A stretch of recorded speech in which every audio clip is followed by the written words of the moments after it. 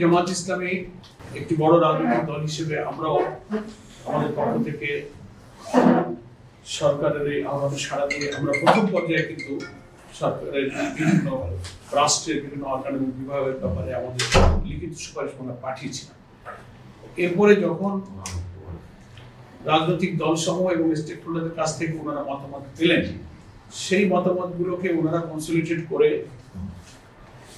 ভিন্ন ভিন্ন মত তো থাকবেই, দল যেহেতু ভিন্ন মত ভিন্ন হবে, এটাকে একটা ন্যাশনাল কনসেনসাস তৈরি করার জন্য জাতীয় ঐক্যমত্য কমিশন গঠন করা হয়েছিল। এটা headed by chief adviser professor Ali Riaz হচ্ছে কো-চেয়ারম্যান।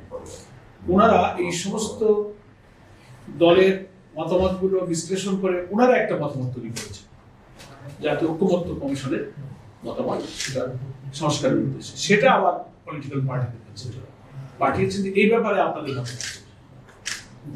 ফলে আমরা কিন্তু সেকেন্ড টাইম এই ওপিনিয়নটা দিলাম কমিশনের কাছ থেকে পাওয়ার পরে। তো আজকে ওনারা 5 তারিখে চিঠি ইস্যু করেছিলেন আমাদেরকে। 6টা রিফর্ম কমিশনের রিপোর্ট ওনারা পাওয়ার পরে সবগুলো আমাদেরকে দিয়েছিলেন। একটা বাদে 5টা কমিশনের সুপারিশের উপরে আমরা আমাদের মতামতটা খুব আগেই চেয়েছিলেন। তো আমরা আজকে 20শে মার্চ আমরা 5টা কমিশনের সুপারিশের উপরে আমরা জামাত ইসলামের যে মতামত সেটা সুলিখিতভাবে দিয়েছি। একটা হচ্ছে সংবিধান, দ্বিতীয় হচ্ছে জনপ্রশাসন, তৃতীয় হচ্ছে বিচার বিভাগ, চতুর্থ নির্বাচন প্রক্রিয়া ইলেকট্রাল প্রসেস, আরেকটা হচ্ছে দুর্নীতি দমন কমিশন।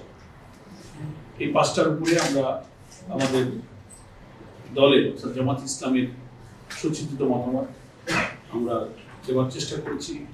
এখানে আমাদের দলের নেতৃবৃন্দ, আমাদের মধ্যে সংবিধান বিশেষজ্ঞ এবং আইন বিশেষজ্ঞ, আমাদের টেকনিক্যাল টিম আমরা এটার উপরে যথেষ্ট সুন্দর করার এবং গ্রহণযোগ্য যথার্থ উপযুক্ত করার জন্য আমরা চেষ্টা করেছি।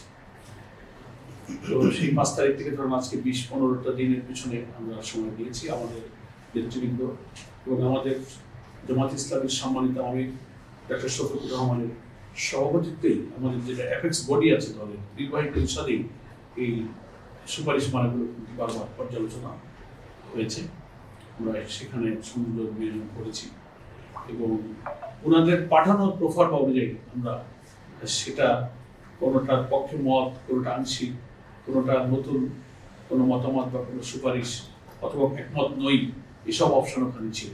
সেভাবেই আমরা আমাদের মতামত দেওয়ার চেষ্টা করেছি এবং সেই 5টা কমিশনের লিখিত রিপোর্ট আমরা আজকে এখানে জমা দিয়েছি। এখন আপনারা যদি জানতে চেয়েছেন যে উল্লেখযোগ্য কি আছে, অনেক বিষয় লিখিত, এগুলো তো ওয়েবসাইটে চলে যাবে, আপনারা পাবেন। তো মেজর যেমন ইলেকশনের ব্যাপারে নিরপেক্ষ করার জন্য অনেক প্রস্তাব আমরা ওখানে দিয়েছি। নির্বাচন কমিশনের যারা কর্মকর্তা কর্মচারী তারা অক্ষরিত নিরপেক্ষ, প্রিজাইডিং পলিংয়ের ক্ষেত্রে যেমন তারা দায়িত্ব পালন করতে পারে, এসব কথা আমরা আগেও বলেছি। পলিটিক্যালি যারা একটু নিরপেক্ষ থাকতে পারে না সেই সমস্ত লোকদের এড়াবার জন্য যতটা সম্ভব তাদের মধ্যে রাখা এবং নেক্সট সরকারি কর্মকর্তা যারা রাজনীতির সাথে যুক্ত হন না এর মধ্যেই এই সমস্ত কর্মকর্তাদের অ্যাপয়েন্টমেন্ট করার পরামর্শ আমাদের আছে। তারপরে তো আমরা আমাদের নির্বাচনের ব্যাপারে মেজর বড় কথা বলেছি যে এই নির্বাচনটা হতে হবে প্রপোর্শনাল রিপ্রেজেন্টেশন, পিআর পদ্ধতি, সংখ্যানুপাতিক পদ্ধতিতে, যেটা আধুনিক গণতান্ত্রিক বিশ্বে প্রায় 60টিরও বেশি সংখ্যক দেশে এটা কার্যকর আছে। এটার অনেক ব্যাখ্যা আছে, সেটা শর্ট টাইম ব্যাখ্যা করার প্রয়োজন নেই। আমরা এই সমস্ত বিষয়গুলো এখানে উল্লেখ করেছি। সংবিধানের অনেক জায়গায় ওনারা অনেক মতামত চেয়েছেন, সেখানে আমরা দিয়েছি। এখানে নতুন নতুন অনেক জিনিস আসছে। সংবিধানের মূলনীতির উপরে ওনারা অনেক মতামত চেয়েছেন, সেখানে আমরা মতামত দিয়েছি। সেখানে মতামত দিয়েছি আছে ওই একটা ইস্যুর উপরে এক এক ধরনের মতামত আছে। মূলনীতির উপরে আমরা তো আল্লাহ তাআলার উপরে অবিচল ঈমান এবং আস্থা, এটাকে আমরা রাখার ব্যাপারে কথা বলেছি। তারপরে ওখানে সংবিধানের মূলনীতিতে আরো যে সমস্ত বিষয়গুলো আছে, গণতন্ত্র, তারপরে অন্য বিষয়গুলো, সাম্য, মানবিক মর্যাদা, সামাজিক সুবিচার, এসব প্রসঙ্গগুলো আমরা বহাল রেখেছি। আর কিছু কিছু জায়গায় আমরা আমাদের পরামর্শ দিয়েছি এবং ওনাদের সুপারিশের মধ্যে ন্যাশনাল কনস্টিটিউশনাল কাউন্সিল নামে একটা প্রসঙ্গ এসেছে, সেখানেও আমরা সম্পূর্ণ একমত হই। সেখানে আমরা কিছু মন্তব্য সহকারে আমরা সেখানে এই সাংবিধানিক কাউন্সিলের দিয়েছি। আপনারা দেখতে পাবেন ওখানে অনেকগুলো বিষয় আছে। তারপরে জনপ্রশাসনে যে বিরাজমান বৈষম্য, অসন্তোষ বিরাজ করছে, সেটা নিরসন করার জন্য আমরা একটা মধ্যম পন্থায়, যাতে একটা সাউন্ড সিভিল অ্যাডমিনিস্ট্রেশন যেন চলতে পারে, বৈষম্য যেন না থাকে, প্রশাসনকে কেউ অস্থির করতে না পারে, নিরিবিলি রাষ্ট্রের কাজ সরকার রাষ্ট্র চালাতে পারে, সেটা বেশ ভালো ভালো কিছু পরামর্শ জনপ্রশাসনে আমরা দিয়েছি। বিচার ব্যবস্থার ব্যাপারে, তারপরে নির্বাচনের ব্যাপারে এখানে অনেক প্রফেসর নতুন আইডিয়া এসছে, দ্বিকক্ষ বিশিষ্ট পার্লামেন্টের আইডিয়া এসছে, সেখানে আমরা আমাদের মতামত দিয়েছি। হাইকোর্টকে আমরা একমত হয়েছি, কিন্তু সেখানে আমাদের কিছু কমেন্ট কিছু বক্তব্য আছে। হাইকোর্টকে ডিসেন্ট্রালাইজ করার জন্য ডিভিশনাল সিটি হাইকোর্টের বেঞ্চের ব্যাপারে আমাদের প্রস্তাব ছিল, সেখানেও আমরা কিছু মন্তব্য সহকারে আমরা বলেছি। এরকম অনেক কথা আছে, শর্ট টাইমে তো আমরা পক্ষে মতামত দিয়েছি। জনগণকে বিচার মানুষের কাছে নিয়ে যাওয়া, এত লক্ষ লক্ষ মামলা পেন্ডিং জট হয়ে আছে, মানুষ তো বিচার পাচ্ছে না। এক একটা মামলা থেকে তার বিচার পেতে 10 বছর, 20 বছর, 30 বছর চলে যাচ্ছে, মানুষ ঘুরছে। বিচারপতি নিয়োগের আইনের ব্যাপারেও নতুন চিন্তা আমরা দিয়েছি। তো সেগুলো আর কি আপনারা দেখতে পাবেন। আমরা জাস্ট আজকে জমা দিতে এসেছি, ফর্মাল জমা, তাই আপনাদের সঙ্গে দেখা হলো। এবং বাংলাদেশ জামাত ইসলামী চায় একটি অবাধ, নিরপেক্ষ, গ্রহণযোগ্য নির্বাচন। সেই জন্য আমরা সরকারের এই সংস্কারমূলক কাজে কিন্তু সহযোগিতা করছি, এটা হচ্ছে বড় কথা। এবং সেই সংস্কারমূলক কাজে ওই প্রফেসর আলী রিয়াদ সাহেব চেয়ারম্যান, উনি তো বললেন যে এটা একটা টাফ জব, যে সব দলকে একটা ব্যাপারে একমত করা কিন্তু কঠিন একটা জব ওনারা নিয়েছেন। এ ব্যাপারে আমরা আমাদের কথা দিয়েছি। না না, এটার মধ্যে আমাদের কোনো প্রসঙ্গ ছিল না। আমরা কথা বলি পলিটিক্যাল বিষয়গুলো, পলিটিক্যাল ময়দানে রাজনৈতিক ভাবে আমরা কথা বলি, এটা সাথে রিলেটেড বিষয় নয়।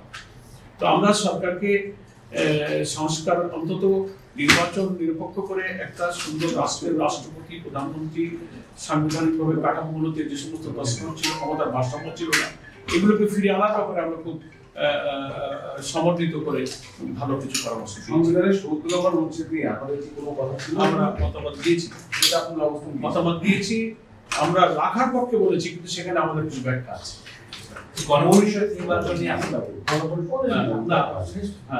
আস্থা ভোট, বাজেট, এই সম্পর্কে আমরা ৭০ ধারা অনুযায়ী পার্লামেন্টের মেম্বাররা ভূমিকা পালন করবেন কিভাবে, সেগুলো ওখানে আমার আলাদা।